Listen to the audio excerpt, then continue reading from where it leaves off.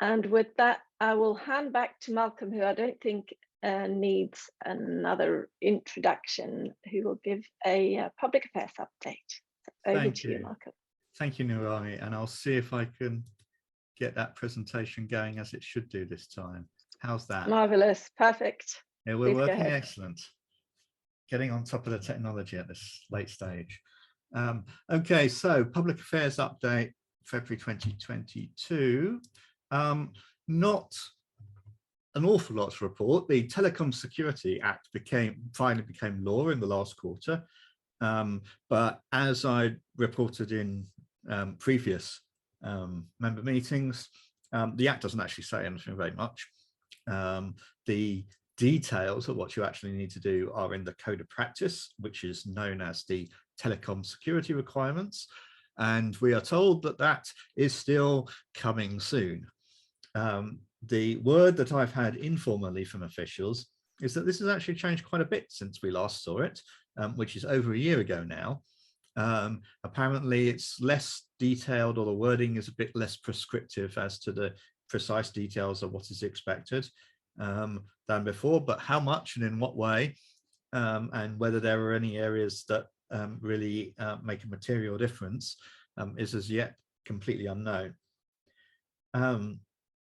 The other major topic that we're following in the UK is the Online Safety Bill, which has been through parliamentary scrutiny around as the draft Online Safety Bill, which is a process for parliamentarians to look at and consider the issue in the form that could be a bill, but is not actually intended to be the bill itself.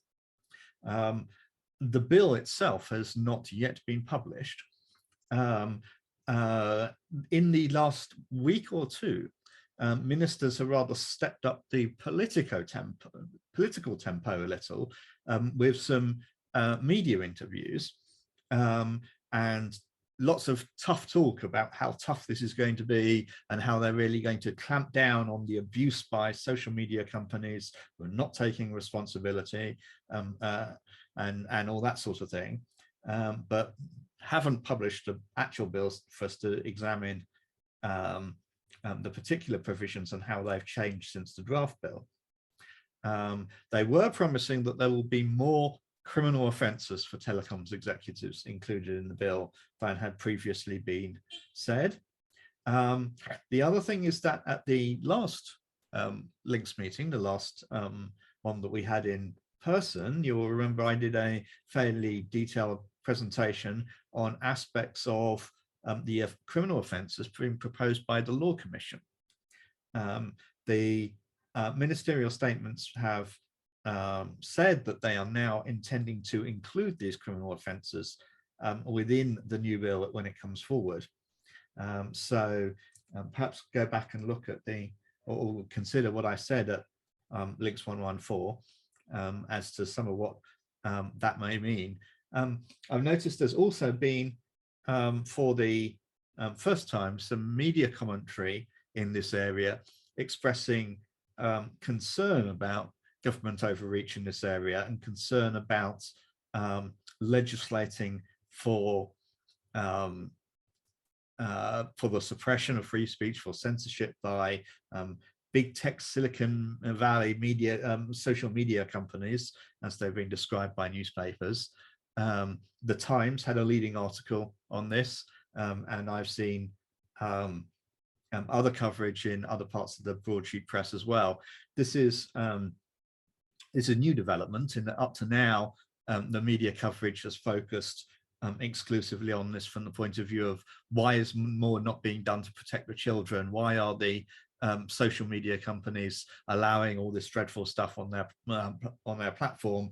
Shouldn't the government do more to clamp down on the social media companies? Now newspapers realizing that actually what this clampdown could entail could mean an impact on freedom of expression. So that's maybe a slight change in the political context there. Nonetheless, the government is stepping up the rhetoric substantially. In the EU, Niz II Network and Information Systems Regulation and the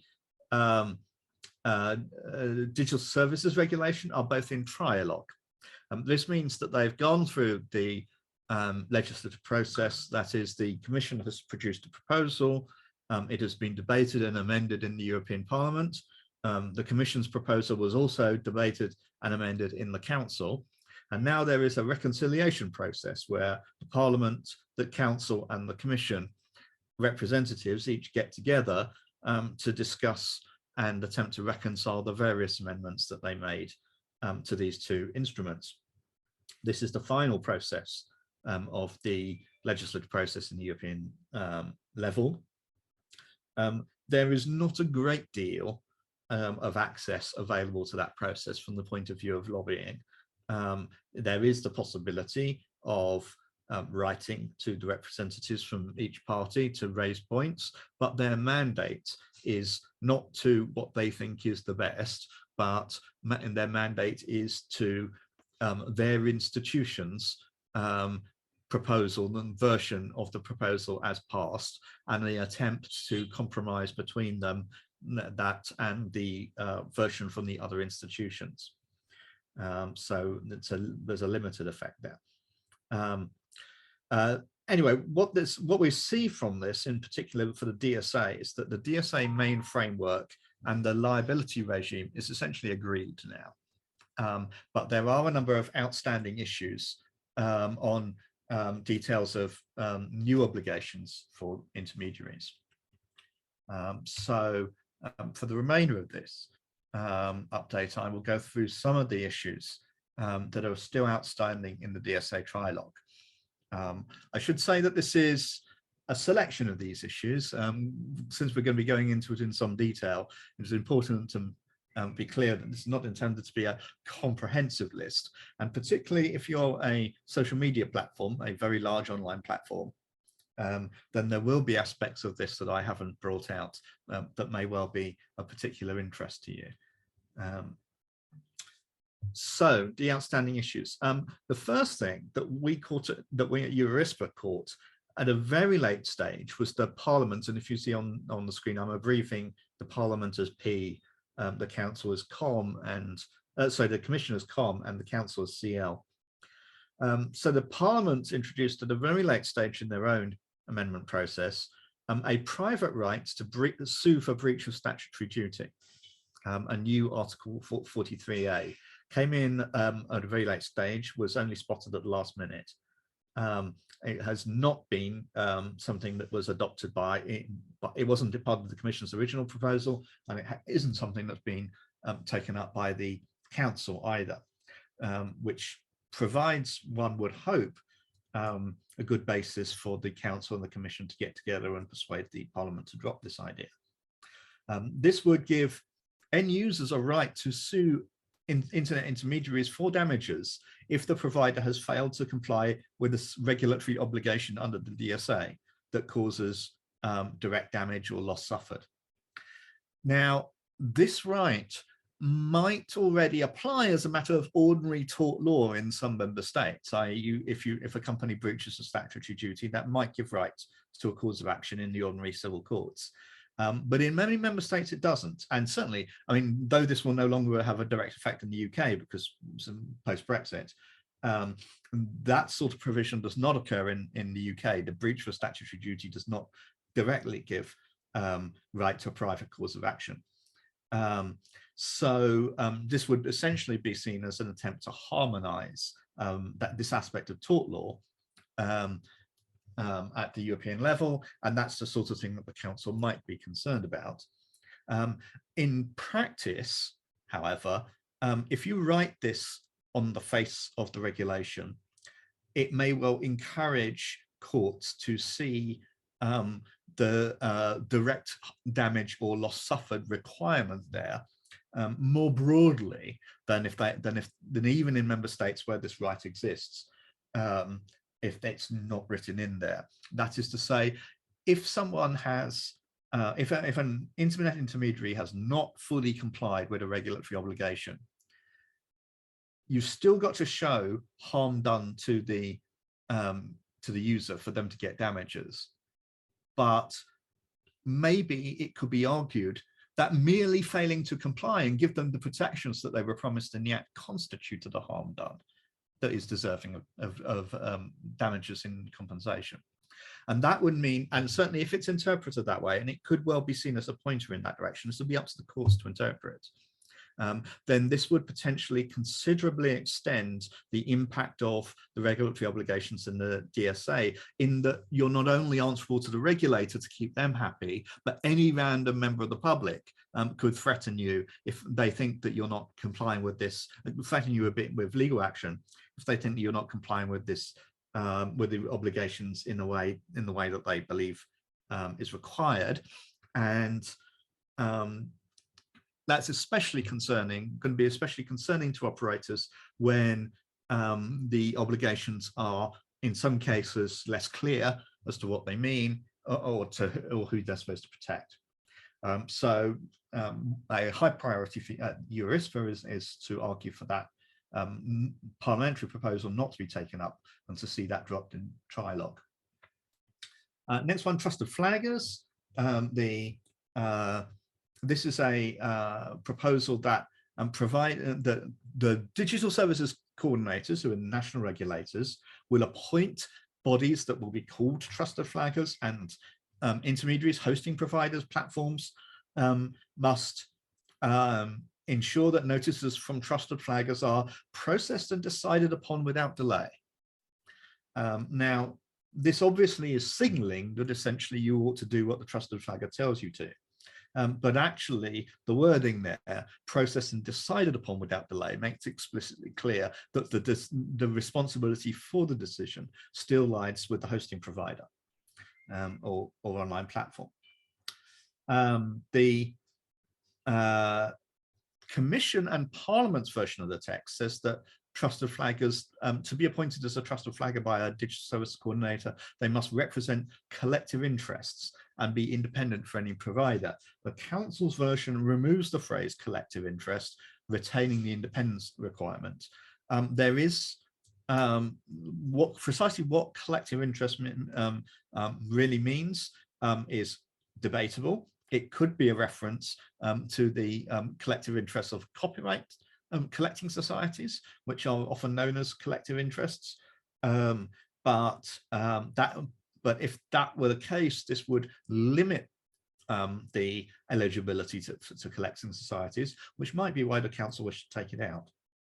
The Parliament also proposed that some safeguards to make sure that the trusted flaggers behave as they should, that included awarding the trusted flagger status for a period of 2 years rather than indefinitely, and adding explicit powers for digital service coordinators to review and remove trusted flagger status if it's misused, and adding in various reporting requirements that trusted flaggers would have to abide by. None of that language is in the Commission proposal or in the Council version, so we will see whether that makes any headway. My guess is a lot of it may end up being dropped. Jurisdiction, obviously, in the UK, we're particularly interested in the attempt of the EU to impose its law extraterritorially. And this does aim at imposing the EU law outside the EU on operators outside the EU. Specifically, it says that, depending on which version you read, parliamentary text says its limit applies to providers if they're established in the EU or if they're directing services at a member state. The Commission's original version said that it applies to providers who are established in the EU or who have a significant number of users within the European Union. And the Council's version says that it should be those who are established in the EU or those outside the European Union who have a significant number of recipients of the service in relation to the population of in a member state in relation to the population of that member state. So different approaches to that there. Clearly, the Commission's version is the most clearly extraterritorial, or most extensively extraterritorial, and they all are clearly extraterritorial. But merely having a significant number of users somewhere in the EU bring you within the scope of EU law, even if you're in the UK or in the United States or anywhere else, is clearly, having a significant overreach there. In general monitoring, the general clause continued from the e-commerce directive that prohibits member states from imposing a general monitoring obligation on internet intermediaries continues. The Parliament has proposed extending this in various ways. First, they wish to extend the prohibition of general monitoring requirements to say that intermediaries also can't be required to use automated monitoring tools. They also slipped in there a rule banning member states or preventing member states from banning services with end-to-end encryption, i.e. protecting the right to end-to-end encryption. And the Parliament also introduced a rule preventing member states from banning or limiting services being offered to users anonymously, as in where the user is anonymous rather than the service. Again, these are the Parliament's own ideas, not supported by the other institutions. It will be interesting to see whether any of these actually go through. The Parliament will be looking to get some of its ideas through in return for agreeing to concessions elsewhere, or whether these would be ones that it would prioritize, I don't know. It really depends on the negotiators' priorities here. I can certainly know that some members of the Parliament would prioritize these over other concessions.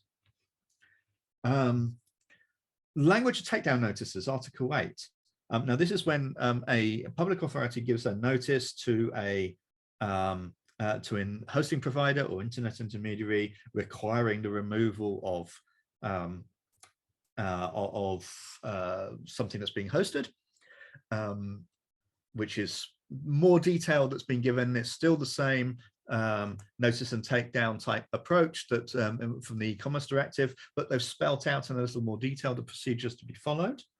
And in this case, the Commission's original proposal, and supported by the Parliament, is that providers are going to have to publish an address where they can receive these notices, and are supposed to say where they can receive service and in what language. The Council has proposed changing this to say that member states can send those takedown notices in any official language of the European Union, which is, I'm not sure, I think about 18 official languages, something of that order.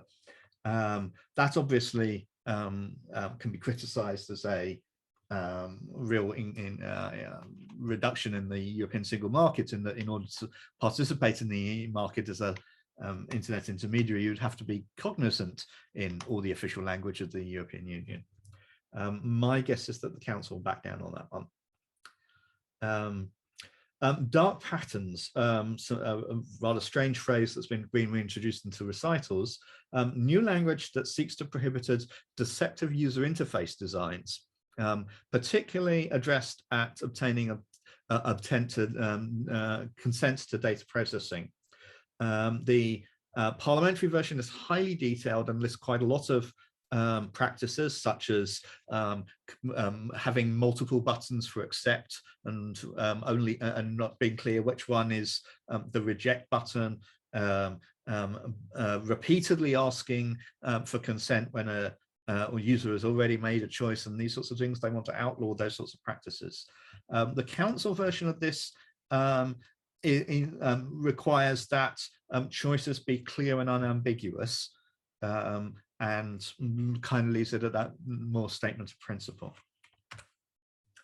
Know your business customer is a rule that's being introduced specifically for online marketplaces. The Commission's proposal requires the online marketplaces to identify identity information for traders on online marketplaces. That's their name and address, etc., as well as traceability information such as their banking details of where they do where payments are made from the marketplace, and to verify their business license.